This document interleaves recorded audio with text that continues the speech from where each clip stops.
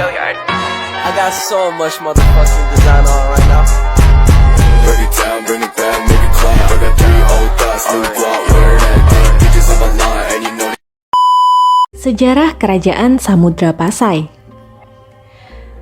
Kerajaan Samudra Pasai merupakan salah satu kerajaan Islam paling awal yang berdiri di Indonesia.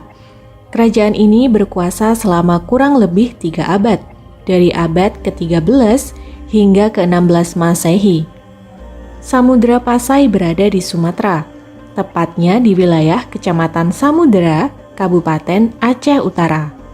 Karena lokasinya yang strategis di pinggir Selat Malaka, kerajaan ini kerap disinggahi kapal-kapal dari kerajaan luar.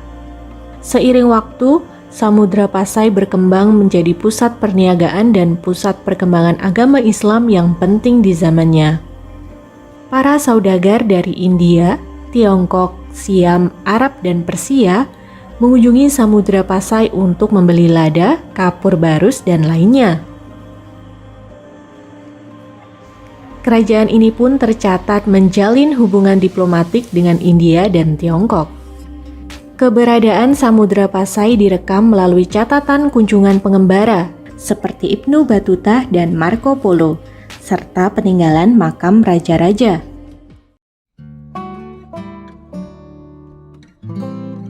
Kejatuhan Kerajaan Sriwijaya membuka jalan bagi perkembangan Kerajaan Samudra Pasai.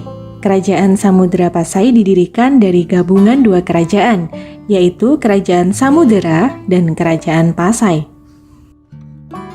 Menurut hikayat Raja-Raja Pasai, Kerajaan Samudera diperintah oleh Maurah Silu yang bergelar Sultan Malik As-Saleh, sedangkan Kerajaan Pasai didirikan oleh Nazimuddin Al-Kamil, seorang utusan dari Mesir. Secara resmi, Kerajaan Samudra Pasai berdiri pada tahun 1267 Masehi.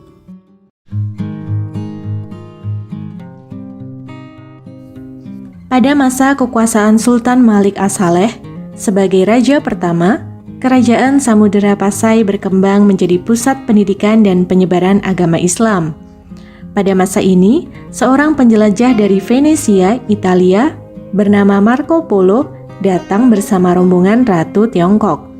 Sepeninggal Sultan Malik As-Saleh, kekuasaan diteruskan oleh Sultan Muhammad yang bergelar Sultan Malik Az-Zahir.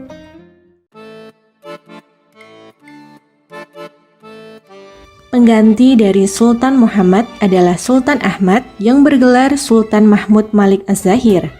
Di bawah kekuasaannya, Samudra Pasai berkembang pesat dan mencapai puncak kejayaan. Samudra Pasai menjalin hubungan dengan kerajaan-kerajaan Islam di India maupun Arab. Dalam hal ekonomi, Samudra Pasai berhasil mengambil alih pengaruh Kerajaan Sriwijaya di Selat Malaka sebagai pusat perdagangan internasional. Komoditas yang diekspor saat itu adalah lada, kapur barus, dan sutra. Kerajaan ini juga mengeluarkan mata uang emas bernama dirham sebagai alat pembayaran. Di masa ini, sekitar tahun 1345 Masehi, Samudra Pasai didatangi oleh Ibnu Battuta, seorang penjelajah Muslim asal Maroko. Dalam catatannya, penguasa Samudra Pasai pada waktu itu digambarkan sebagai raja yang alim dalam ilmu agama dan murah hati. Sepeninggal Sultan Mahmud Malik Az-Zahir, pemerintahan diteruskan oleh Sultan Zain al-Abidin Malik Az-Zahir atau Zainal Abidin. Di masa itu, Laksamana Cheng Ho dari Tiongkok mendarat di Samudra Pasai. Ia menganjurkan agar kerajaan mengakui perlindungan dari Kaisar Tiongkok.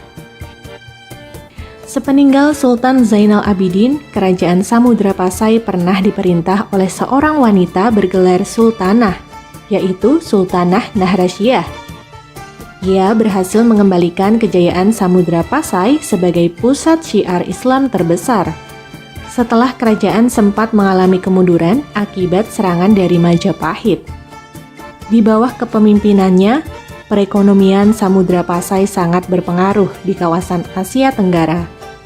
Sepeninggal Sultanah, tidak banyak catatan mengenai gambaran pemerintahan Sultan berikutnya. Pada akhirnya, Samudra Pasai mulai mengalami kemunduran dan runtuh akibat beberapa faktor. Di antaranya, konflik keluarga, kemunculan Kesultanan Malaka yang mengambil alih dominasi perdagangan, hingga serangan dari Portugis. Wilayah kekuasaan Samudra Pasai kemudian diambil alih oleh Kesultanan Aceh. Kerajaan Samudra Pasai memiliki peninggalan bersejarah, yaitu makam Sultan Sultanah Pasai bercorak Islam, khas Gujarat, uang koin emas dan perak, pecahan keramik Cina, hingga lonceng Cakradonya pemberian Kekaisaran Tiongkok. Selain peninggalan dalam bentuk fisik, Kerajaan Samudra Pasai juga memberikan pengaruh besar terhadap perkembangan Islam dan budaya Melayu di Nusantara. Banyak ulama-ulama besar yang berasal dari atau belajar di Pasai, seperti Hamzah Fansuri, Syamsuddin Al-Sumatrani, dan Nuruddin Al-Raniri. Selain itu, bahasa Melayu Pasai juga menjadi salah satu bahasa sastra tertua di Nusantara. Bahasa ini kemudian berkembang menjadi bahasa yang digunakan para pedagang di area yang kini menjadi Indonesia dan Malaysia. Wah, menarik sekali sejarahnya ya teman kece. Sekarang kita coba jawab pertanyaan berikut yuk. Pertanyaan pertama, saat kunjungannya ke Samudra Pasai, Ibnu Battuta mengambil kesimpulan mengenai perkembangan pendidikan di kerajaan tersebut, yaitu pertanyaan kedua, Nazimuddin Al-Kamil mendirikan sebuah kerajaan Islam bernama Kerajaan Pasai. Adapun tujuan utama didirikannya kerajaan tersebut adalah pertanyaan ketiga, kondisi masyarakat Samudra Pasai dapat diketahui melalui catatan perjalanan dari Audio Jungle.